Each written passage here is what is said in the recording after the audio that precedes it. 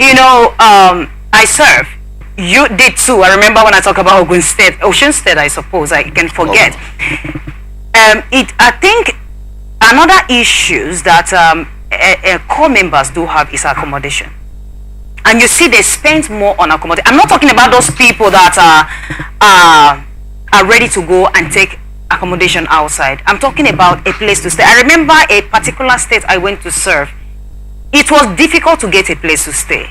So now that the Director General has come up to say that people should prioritize on that, do you think they should begin to build new buildings? What exactly are they going to do to be able to boost this? The first question to ask is as to whether, apart from private, because for me I served in a private establishment and I was given a private accommodation that I stayed. I didn't pay a dime. Okay. Now that's my case is very rare. Did you relate with the people? Did you relate with those that did not work in a private firm? I'm going somewhere. I said my case, even in the instant case where I mentioned it is rare, because it was not that I think about 3 of us were those who actually stayed in the accommodation that the establishment gave to us. We were like 13 there. The rest 10 had to rent where they stayed. So that's why I said it was rare. And so that is the reality outside. The point is, what is the NYSC doing with the state government and the local government councils to be able to build accommodations where these core members can be, like hostels, where core members can be assigned to stay in those places and then go from there to wherever they are going to be serving.